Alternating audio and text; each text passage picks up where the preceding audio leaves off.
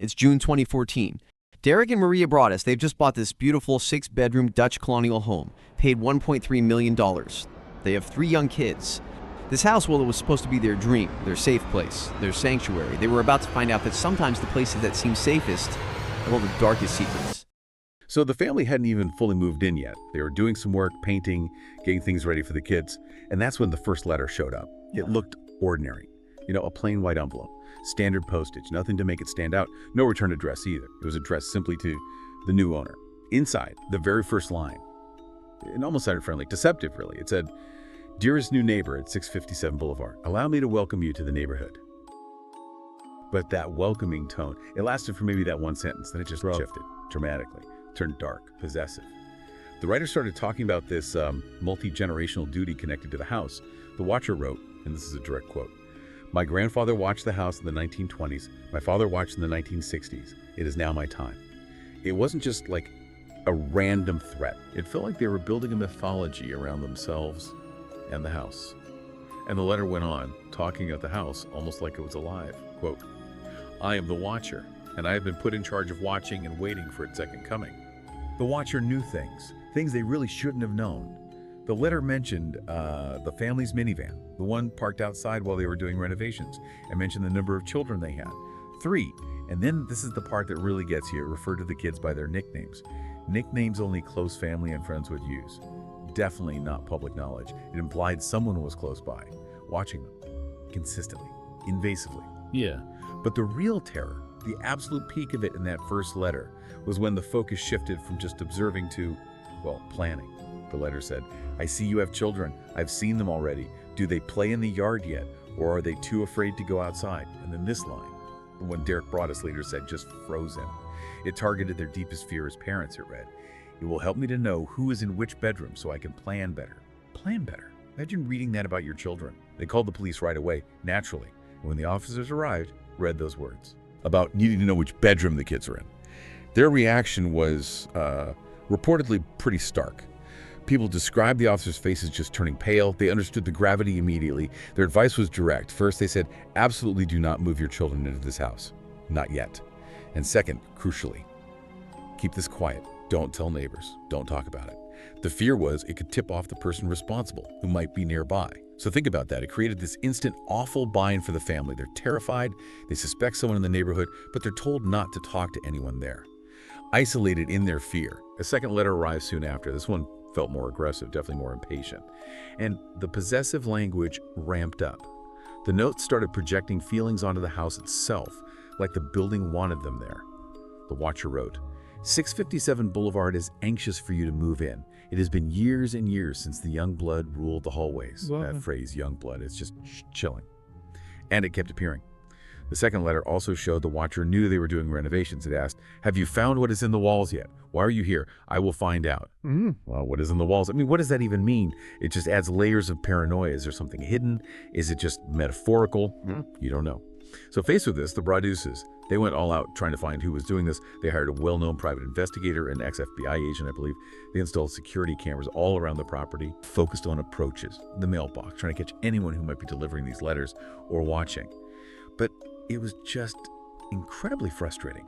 The cameras apparently caught nothing useful. Maybe the person came in odd times, or maybe, and this is a creepy thought, they were watching from a neighbor's window and didn't need to approach the house directly. They also took the letters, the envelopes, anything the sender might have touched or licked, and sent them for forensic DNA analysis. That did yield one tiny clue. The DNA profile suggested the sender might be female. But, and this is a big but, it wasn't a full profile. It wasn't enough for a reliable identification. And crucially, when they checked it against databases, both police and public, there was no match. None. So they had this potential lead, maybe female, but it led absolutely nowhere. The watcher remained a ghost, and the letters didn't stop, even though the family wasn't living there. They kept coming. The tone got, if anything, darker, more fixated on the house's past. One of later notes talked about the renovations. You've changed it and made it so fancy. It cries for the past and the time when I roamed its halls. And then this part. When I fed on its secrets. When I watched over its young blood. Just relentlessly disturbing imagery. The Broadduses eventually learned that the family they bought the house from, the Woods family, who had lived there for over 20 years, they also received a letter. Just one, right before they sold the house. But the Woods family, they told investigators they basically dismissed it, thought it was just some weird, isolated prank. So they never disclosed it during the sale process. Understandably, the Broaddus family felt this was crucial information withheld. They argued that if they'd known about any letter like this, even just one, they never would have bought the house. So they actually filed a lawsuit against the Woods family for non-disclosure, saying they were sold a house under false pretenses, essentially sold them into this terror. But the court eventually dismissed the lawsuit. The ruling seemed to hinge on the fact that the Woods family only claimed one letter, and there wasn't proof they experienced the same level of sustained specific threats. Legally, one letter dismissed as a prank wasn't seen as something they had to disclose under New Jersey real estate law at the time. It was another dead end for the Broadduses. Just more frustration, and the impact on the family was total. They never ever moved into 657 Boulevard, their dream home.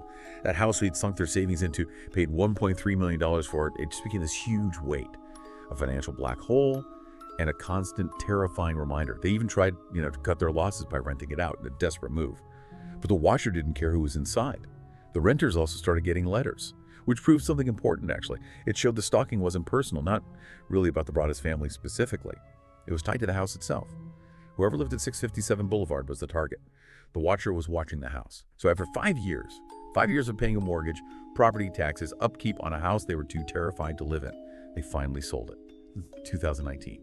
And they sold it at a significant loss, hundreds of thousands of dollars. And to this day, nobody knows who the watcher is. No arrests, no concrete suspects despite all the efforts. The sophisticated tools, the investigators, nothing worked. Just no closure. Not for the Broaddus family, not for the town, just this lingering unease. The current owners, who bought the house for, I think, quite a bit less than the Broadduses paid, have apparently not reported receiving any communications. But then you have to remember that advice the police gave right at the start, keep it quiet. Given everything that happened, the sheer terror involved, it seems entirely plausible that even if the new owners did receive something, they might choose absolute silence, just hoping to avoid reigniting the nightmare. We just don't know for sure. What makes this deep dive so unsettling, I think, is how it highlights the limits of investigation. You have DNA tech, surveillance, police work, private eyes. All these physical methods failed to stop a threat that was purely psychological, delivered remotely, playing on the fear of the unknown, the unseen watcher. The house itself, 657 Boulevard, it still stands there. Looks like a lovely home on a peaceful street in New Jersey. But it holds this really deep, really chilling, unsolved mystery.